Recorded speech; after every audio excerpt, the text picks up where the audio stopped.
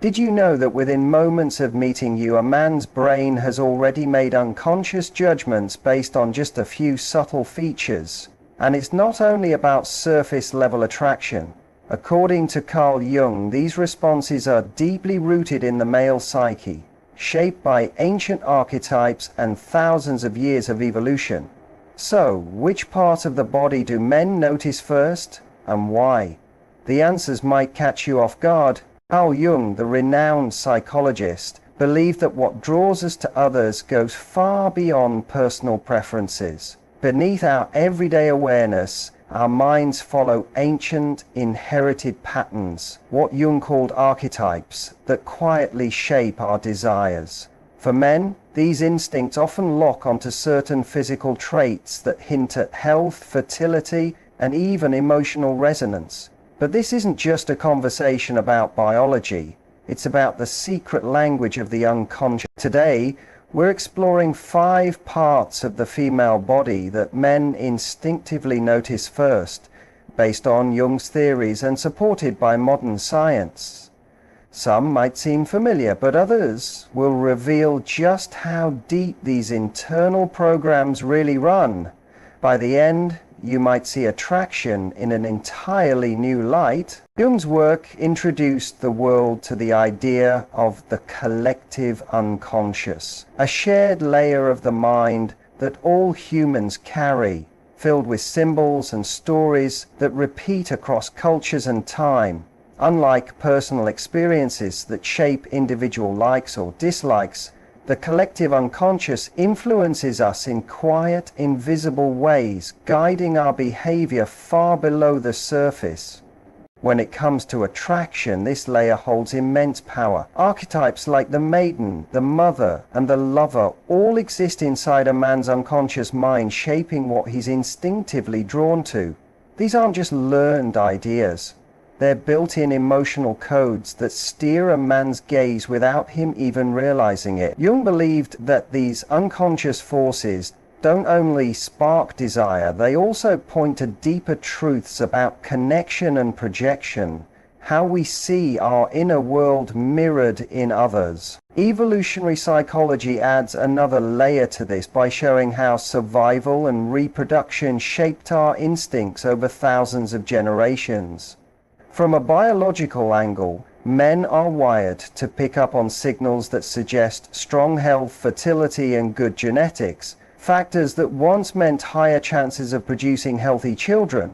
And these reactions aren't calculated or thoughtful, they're automatic, shaped by time and nature.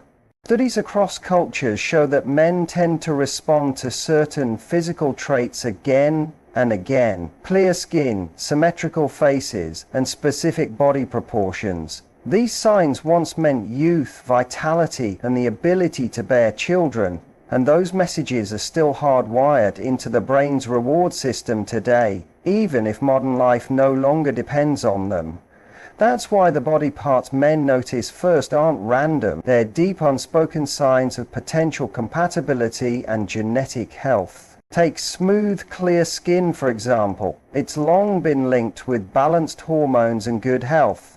A waist-to-hip ratio that falls within certain ranges often signals fertility and a lower risk of disease. Full lips and shiny hair reflect estrogen levels, and expressive eyes, they suggest emotional openness, a key ingredient in forming strong emotional bonds. These traits don't just show up in medical studies. Jung's archetypes echo them too, suggesting that attraction lives both in the myths we dream and the biology we carry. The archetypes of the maiden, the mother, and the lover aren't just characters from fairy tales. They mirror the real-life qualities men instinctively seek. In this way, Jung's depth psychology and modern evolutionary biology actually align, showing that what captures a man's attention isn't just about taste or culture, it's tied to deeper, timeless needs that live in all of us. This connection between nature and culture also helps explain why certain beauty standards appear again and again throughout history and across the globe. While media and fashion can shift the way beauty is presented, the archetypes beneath them remain. They're part of the human story, not just the trend of the moment. Even in today's world, where we don't rely on attraction for survival the way we once did, those old patterns still influence how we feel and what we're drawn to, often before we even speak a word. Understanding this doesn't just make attraction less mysterious, it also shows how human behavior is shaped by forces far older than we can imagine. Whether seen through Jung's symbolic lens or the sharp focus of science, the message stays the same. Attraction is a language written in the body and whispered through the unconscious. Now let's talk about the eyes. They've always been called the windows to the soul, and for good reason. They are one of the most powerful tools in human attraction. Jung believed that the eyes could bypass words and reveal the deeper truths we try to hide. When a man locks eyes with a woman, he isn't just noticing their beauty. His unconscious is reading signals about emotional depth, sincerity, and even relationship potential.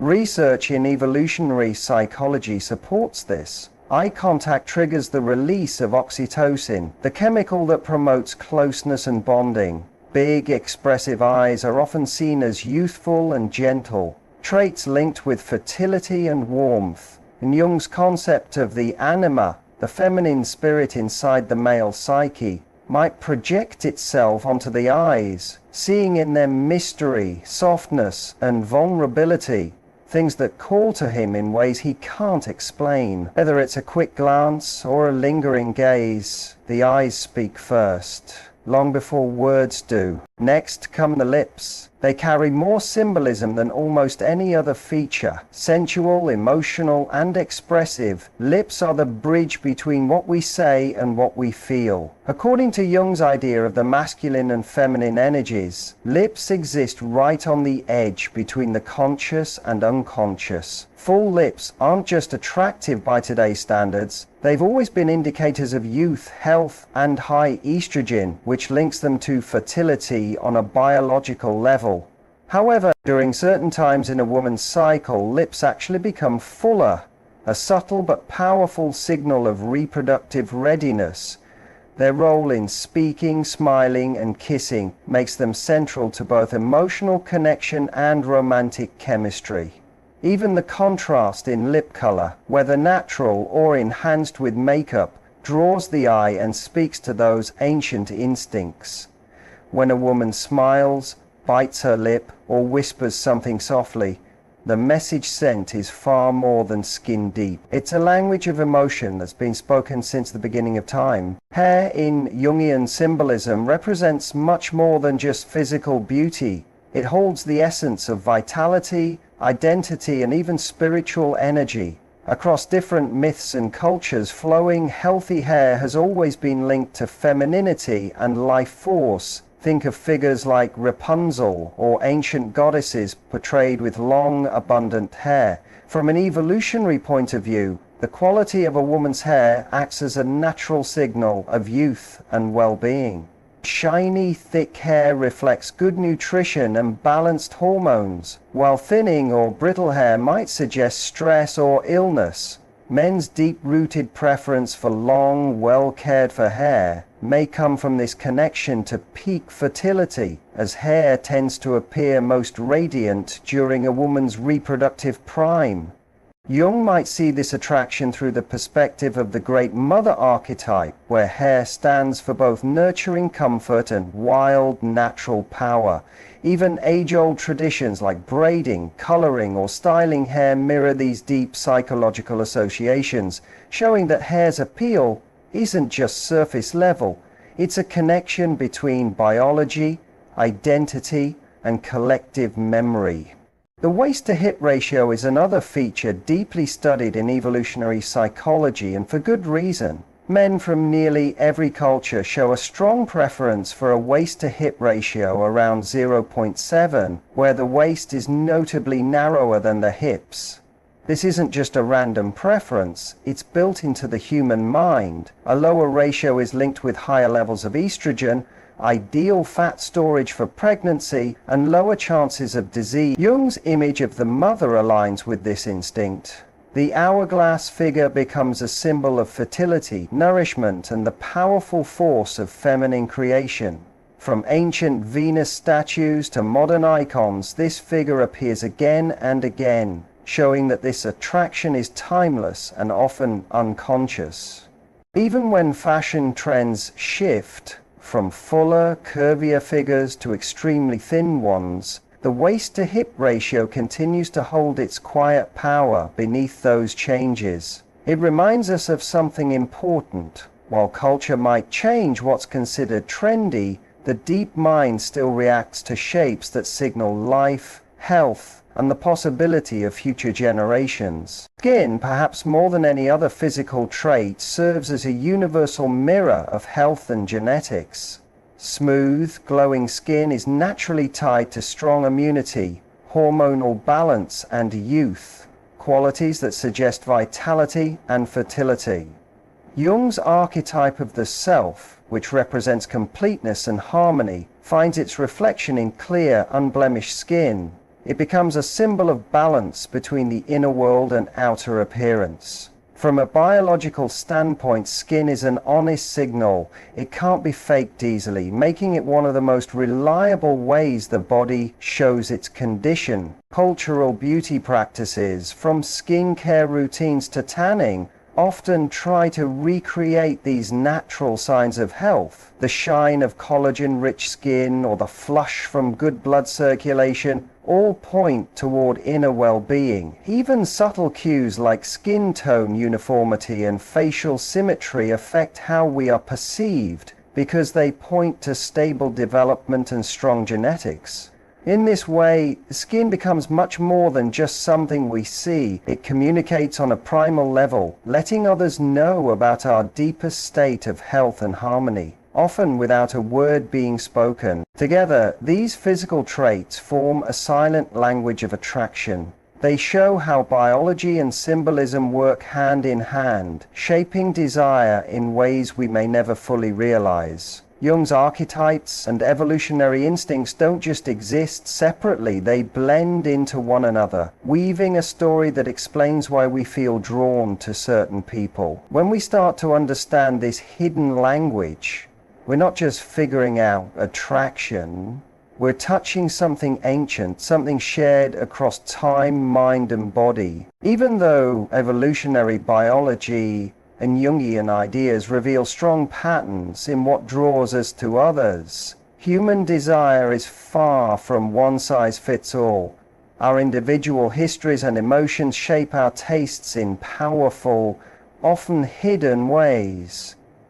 Jung's idea of the shadow, the hidden, repressed part of our mind, can deeply affect what we're pulled toward. For instance, a man who grew up with a distant, cold mother might be unconsciously drawn to a woman with warm, gentle eyes, searching for the care he never received. On the other hand, someone who hasn't healed from past trauma might find themselves attached to people who remind them of old wounds, even when those features aren't seen as typically attractive. Similarly, a man's inner image of the feminine, his anima, isn't fixed. It changes over time, shaped by personal experiences and cultural surroundings.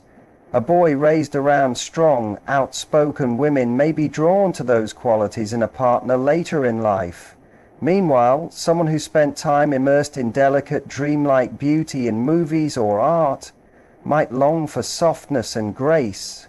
These emotional layers explain why two men can look at the same woman and feel totally different reactions. One may feel enchanted while the other feels nothing, each moved by the invisible forces of their own inner stories. Culture adds even more layers to this puzzle. While biology gives us some common ground, beauty standards shift depending on the time and place. Take the waist-to-hip ratio, for example. Even though many studies show that the 0.7 ratio is widely preferred, different cultures have praised different body types. In some places and times, fuller figures were symbols of health, wealth, and abundance, like in the Renaissance period. In other times, a lean body suggested refinement or discipline. Today, global media has both flattened and expanded these ideals. One day, social media praises sharp, angular features. The next day it celebrates fuller lips and soft curves. Still, the core pull doesn't disappear. In fact, today's beauty trends often highlight natural signals of health, even if they're exaggerated or digitally enhanced. Filters, surgeries, and makeup might change appearances, but they often aim to mimic traits our brains are already wired to notice. Even groups that push back against mainstream beauty norms often replace them with new, symbolic markers. Think of punk styles that use bold hair and makeup, not to erase identity, but to redefine it. These styles still express life and individuality, just in a rebellious way. The clash and blend between instincts and culture brings up big questions. Can the media really change what we're drawn to, or is it just repackaging what evolution already shaped? Research says that while culture can stretch our ideas of beauty, it doesn't erase the deep instincts underneath. For example, even when trends favor different body types, studies show that men's eyes still linger on certain shapes, especially those that reflect fertility and health. Jung might say this is the collective unconscious holding its ground, resisting change no matter how fast the trends move. But we shouldn't ignore culture's power. It can make certain traits more noticeable or valuable, like how pale skin was once prized in some societies for showing status, or how body hair was seen differently in different cultures. These social ideas don't erase biology, but they do shape how it shows up in everyday life. Attraction becomes not just something natural or something learned, but a mix of both, constantly shifting with time and experience. In the end, knowing all of this doesn't take away the mystery of attraction. It makes it richer. It shows us how beautifully complex human desire is. We are pulled by instincts shaped over thousands of years, and yet each person we love carries a story that's unique to us. When we see that attraction moves on many levels, from the primal to the deeply personal, we begin to understand that beauty isn't about perfection, it's about connection. It's about how someone touches a hidden part of us that we didn't even know was waiting. This awareness lets you step away from rigid comparisons and instead focus on building your unique presence. Confidence, after all, isn't about trying to fit into some made-up ideal. It's about embracing the real signals your body and personality naturally give off. When you carry yourself with quiet assurance, you highlight the very qualities that spark instinctive attraction, not through pretending or forcing, but through harmony with your true self. This understanding also changes how you interact socially. Knowing the unconscious forces involved helps you realize that attraction is rarely something we control with logic. It's mostly a response that happens beneath the surface. This removes the pressure to perform or twist yourself into someone you're not just to be accepted. Instead, you can focus on forming real connections by reaching into the deeper psychological layers that truly shape human closeness. Eye contact, for example, becomes more than just a polite habit. It becomes a doorway to trust and emotional connection. The way you move and hold yourself isn't only about posture. It's about showing your energy, confidence, and openness. Even the smallest things, like a warm smile or truly listening, can activate those ancient instincts of care and warmth that Jung spoke about. These cues are more powerful than they seem, but maybe the most important part of this perspective is how it moves attraction from something passive, something that just happens, to something you take part in with intention. When you understand the biological and psychological roots of connection, you stop seeing rejection as a personal failure. Instead, you recognize it as a simple clash of unconscious preferences. That shift builds resilience and inner calm, helping you relate to others from a place of interest rather than desperation. You begin to realize that while you can't control how others see you, you can absolutely grow the traits honesty, presence, emotional openness that touch something universal in every human heart. At the end of the day, the science and psychology of attraction uncover a deep truth. The most magnetic trait a person can carry is being completely at ease with themselves. When you stop chasing what's trendy and instead get comfortable in your own skin, you naturally strengthen the signals we're all wired to find captivating. This isn't about using clever tricks. It's about aligning with the age-old rhythm of human connection, where the mind, the body, and the soul work together. In romance, friendship, or even at work, this awareness becomes a powerful way to build connections that feel natural and intentional. It meets our deepest need to be seen, to be accepted, and to belong. What makes attraction so fascinating is how it lives in that quiet space between science and soul, where biology meets emotion and instinct moves with feeling. We've talked about how men's first glances are often pulled toward 5 powerful traits: the expressive depth of the eyes, the unspoken messages of the lips, the vibrant life showing through the hair, the primal signal in waist-to-hip balance, and the visible health shown through skin. Each of these traits speaks in a silent language shaped by Jung's ideas and thousands of years of evolution. But as we've seen, attraction isn't only about how you look, it's about the deeper story those features quietly tell. Now, I want to hear from you. Out of these 5 traits, which one do you think has the strongest pull when it comes to first impressions? Is it the eyes, the so-called windows to the soul, or is it the lips, the soft messengers of emotion and desire that have inspired poets and artists for generations? Maybe you feel it's the waist-to-hip ratio, the mathematical code wired into human instinct. Or maybe you believe that glowing skin with its quiet truth tells the real story. Drop your thoughts in the comments. Let's talk, explore, and peel back more layers of this topic together. If this look into psychology and attraction opened your eyes to something new, be sure to like the video and subscribe for more content diving into the hidden patterns shaping how we love, connect, and understand each other. We've only just begun to explore how deeply the mind shapes our relationships and desires. Tap the notification bell so you don't miss what's coming next. Thanks for watching, and remember, the most attractive thing you can ever show the world is your true self. See you in the next video.